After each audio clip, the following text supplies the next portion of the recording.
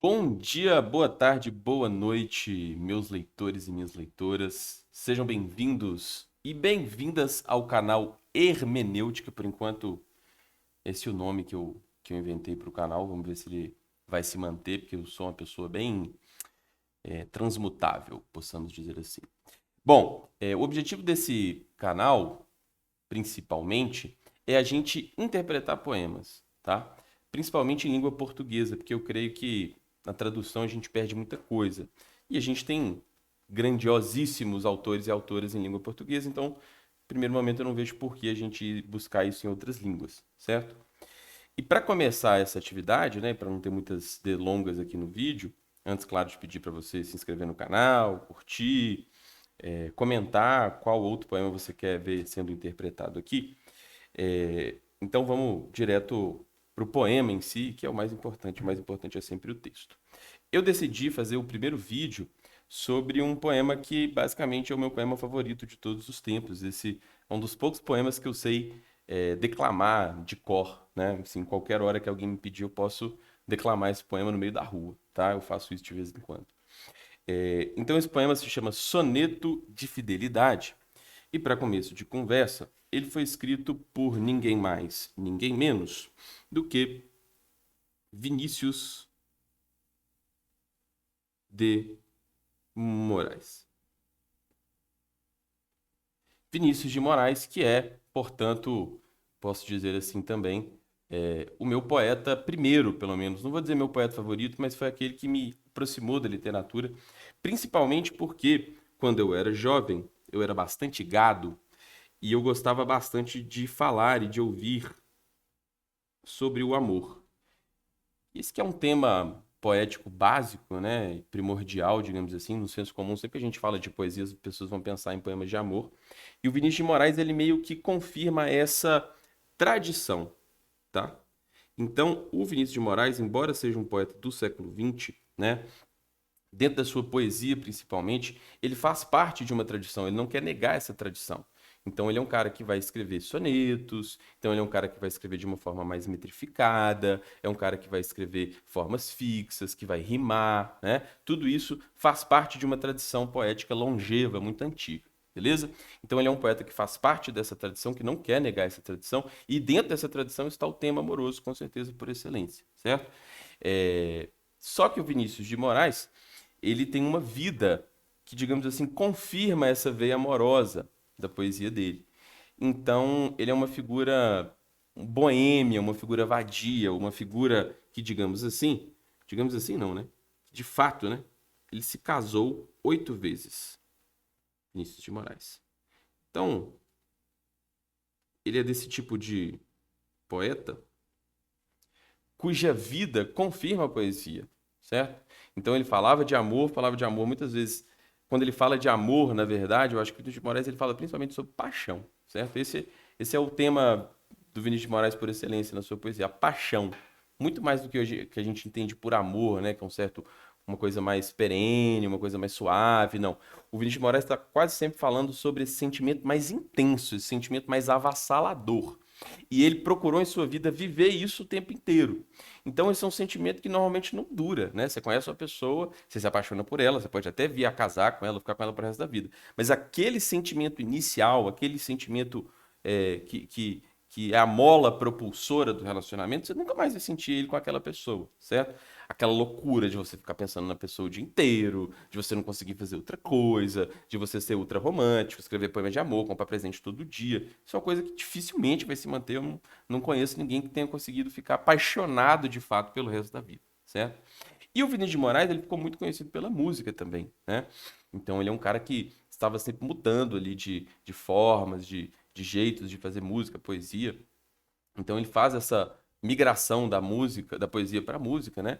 E ele é um cara que vai escrever, vai participar das duas maiores canções aí do Brasil em plano internacional, né? As duas músicas mais ouvidas brasileiras internacionalmente são, com certeza, Coisa Mais Linda, que foi gravada pelo João Gilberto, e Garota de Ipanema, né? Com Tom Jobim e o próprio Vinícius de Moraes. Bom, dito tudo isso, eu acho que é importante a gente falar um pouquinho sobre o autor, vamos falar sobre o poema em si, que é o soneto de fidelidade, certo? Então, Acho que ficou fora aqui o título, né? Vou escrever aqui, ó. Soneto de fidelidade. Então, como eu disse para vocês, o soneto ele é uma forma poética muito tradicional, certo? Então, sempre que eu quero fazer parte dessa tradição, é interessante eu fazer um soneto. E o que caracteriza o soneto? Acredito que todo mundo saiba disso. É um poema com 4 estrofes. As 2 primeiras estrofes são estrofes com 4 versos. E as 2 últimas estrofes, né? Então, as 2 primeiras estrofes, essas daqui, tem 4 versos. E as 2 últimas estrofes têm 3 versos, certo? E ela tem normalmente um esquema de rima também. Então, você pode perceber que ali na primeira estrofe, atento rima com pensamento, assim como tanto rima com encanto. Na segunda estrofe, momento rima com contentamento e canto rima com pranto. Além disso, os versos eles têm o mesmo número de sílabas poéticas. A gente não vai entrar muito nisso porque você não precisa saber disso, não é tão importante assim para a compreensão do texto como um todo. Mas é importante perceber que ele faz parte dessa tradição, que nós temos aqui um poema bem pensado, um poema bem articulado, certo? Um poema que exige uma racionalidade, que exige um esforço para que tudo caiba dentro dessa métrica e tudo faça sentido, ainda seja harmônico, equilibrado e belo, certo? Bom, para começo de conversa, a gente tem que ficar muito atento a esse título, né? Fidelidade. Então, de alguma forma, isso vai importar para a compreensão do poema como um todo. E de começo, eu não vou ler o poema todo, tá? Vou fazer isso no final. No começo, eu vou ler cada estrofe e vou tentar traduzir essa estrofe para vocês. Então, a primeira estrofe diz o seguinte: de tudo ao meu amor serei atento, antes e com tal zelo e sempre tanto, que mesmo em face do maior encanto, dele se encante mais o meu pensamento. Pode ser que você não tenha entendido nada, e isso tem muito a ver com uma figura de linguagem chamada hipérbato. O que é o hipérbato? É quando eu pego a ordem natural de uma frase e eu transgrido a ordem natural dessa frase, principalmente para conseguir encaixar as minhas rimas. Então, ao invés de falar eu amo você, eu vou falar você eu amo. Tá? Vamos pegar esse exemplo aí que ele é bem fácil de entender. Em vez de eu dizer eu amo você, eu direi você eu amo, para que isso caiba em alguma rima. Então, para entender o sentido da frase, a gente tem que desfazer este hipérbato, certo? Pegando aqui a primeira frase, os 2 primeiros versos, a frase teria que ser a seguinte, ó. Vou colocar aqui de roxo. Então, essa frase seria da seguinte forma: serei atento, desculpa pelo celular, é sempre alguém me cobrando. Serei atento ao meu amor antes de tudo. No fim das contas, não é algo tão complexo que ele está dizendo assim. É uma coisa que talvez todos nós tenhamos experimentado em algum momento da vida. Então, o sujeito, quando ele está apaixonado, ele não tem outro assunto, meu irmão. Então, você percebe que esse eu poético aqui, ele é como todo apaixonado. Ele vai ser atento ao amor dele antes de tudo. Então, o amor está em primeiro lugar. Quando eu estou apaixonado, quando eu estou amando alguém, eu vou ser atento ao meu amor antes de tudo. Então, tem 2 tipos de coisa para a pessoa apaixonada, né? Tem um amor e tem um resto. O resto ficou para trás, meu irmão. Já era, né? Ficou em segundo plano. O ser apaixonado por excelência, que é o que o Vinícius está defendendo aqui, ele é atento ao amor dele antes de qualquer coisa, tá? E não só atento antes de tudo, mas com tal zelo, e sempre, e tanto. A gente percebe essa repetição do e, né? E com tal zelo, e sempre, e tanto, que engrandece essa ideia, né? Que dá mais ênfase para essa ideia, que dá uma certa ideia de repetição mesmo, ou seja, de que tem mais intensidade. Então ele vai ser atento antes de tudo e com tal zelo e sempre e tanto. Então em todos os planos, né? Ele não vai ser só atento antes de tudo, mas ele vai fazer isso com zelo, com cuidado. Ele vai fazer isso sempre, 24 horas do dia. E ele vai fazer isso com intensidade, ele vai fazer isso muito. De tal forma que, mesmo em face do maior encanto, dele se encante mais meu pensamento. Ou seja, o ser apaixonado, ele pode estar em face de qualquer coisa belíssima. Então, o sujeito está lá de frente da Torre Eiffel. Sei lá o que você acha bonito, né? Ele está de frente do Cristo Redentor, em frente ao Cristo Redentor.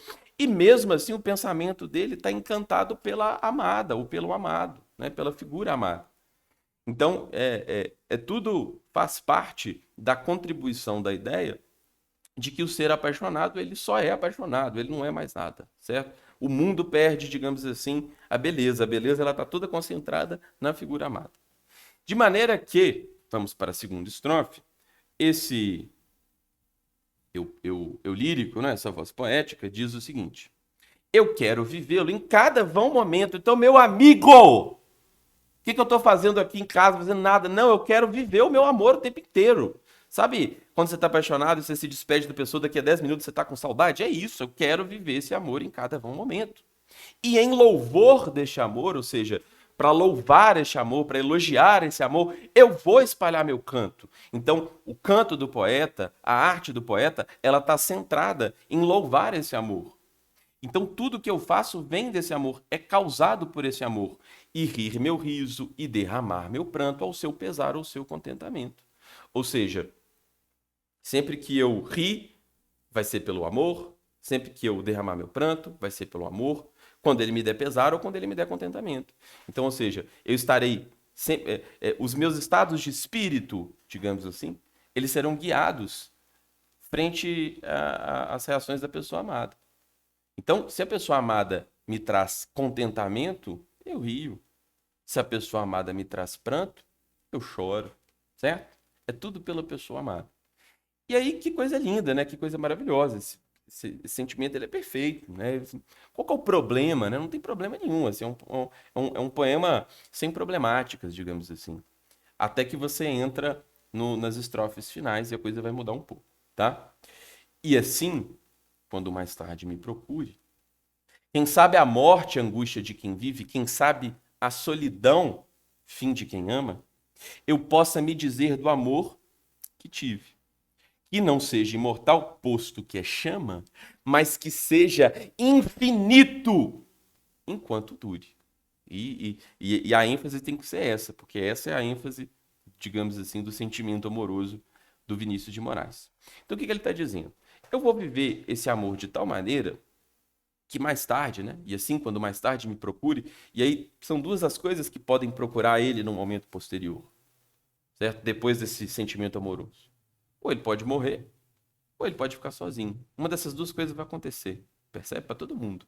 Por mais que você esteja aí apaixonado e você, né, tá aqui contra o Vinícius de Moraes, não, é possível ser apaixonado pela vida inteira, esse sentimento vai acabar.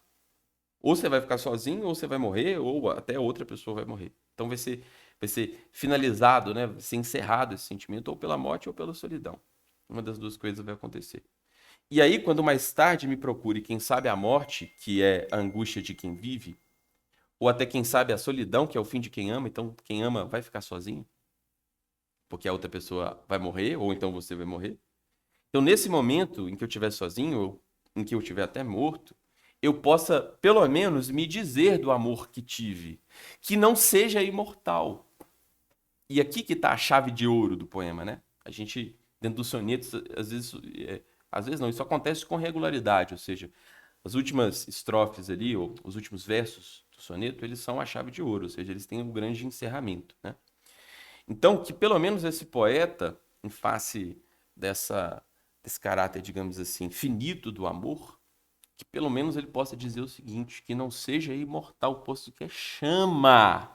Então a chama, ela é o quê? Ela arde, ela fere, ela queima, ela é bonita, mas ela acaba, assim como o amor. Então que não seja imortal, posto que é chama, mas que seja, e aí é o mais bonito e o mais importante, que seja infinito enquanto dure. Então o que o Vinícius de Moraes está falando, que pode ser às vezes até antirromântico para você, porque quebra com a idealização do sentimento amoroso eterno, infinito, né? Que ele está dizendo o seguinte, em matéria de amor a gente não tem que se preocupar com a perenidade, com a continuidade, com a imortalidade. Em matéria de amor, a nossa preocupação tem que ser com a intensidade. Ou seja, ele cria aqui um paradoxo, né? Porque quando a gente fala de infinito, normalmente a gente está falando de tempo. E ele está falando, não, ele está falando que tem que ser, a infinidade do amor está lá nas primeiras estrofes. Né? Quando ele fala, por exemplo, de ser atento ao amor antes de tudo, com tal zelo e sempre tanto. É aí que está a infinidade do amor. É nessa intensidade. Enquanto ele durar, meu amigo, se doe para esse amor. Viva esse amor. Se joga de cabeça. Porque é uma hora que ele vai acabar. Então o importante é que ele seja infinito enquanto dure. O Vinícius de Moraes traz a noção de infinidade para o campo da intensidade e não da duração. E aí que está a grande sacada desse poema e que pode ser antirromântica para algumas pessoas, né? Porque pode quebrar a ideia de um amor que nunca acaba, que ainda é uma ideia de amor que existe. Mas eu acho essa ideia, pelo menos pensando em paixão, né? Que eu acho que é o que Vinícius de Moraes está mais preocupado, e ele viveu para se apaixonar e, enfim, era até inconsequente, né? Separava, tinha filho e tal, mas se apaixonava, ele era fiel ao amor. E aí que tá. Aí a gente volta lá pro título, para entender o título, o soneto da fidelidade. Então, um cara que casou 8 vezes, por que ele tá falando de fidelidade? Não parece fazer muito sentido, né? Uma pessoa que casou 8 vezes está falando de ser de fidelidade. Mas é porque a fidelidade é a fidelidade à intensidade do amor, a fidelidade da paixão enquanto ela dura. Não tem como ser fiel à paixão quando ela já não existe, né? Seja porque você não quer mais a pessoa, seja porque a pessoa morreu, você morreu, enfim. Mas enquanto houver essa paixão, que nós sejamos fiéis a essa intensidade, que ele seja, então, infinito, enquanto dure. Muito obrigado por você que me acompanhou até aqui. Inscreva-se no canal, deixa seu comentário, deixa sua curtida e coloca aqui nos comentários o que mais você quer ver. Beleza? Um abraço, até a próxima.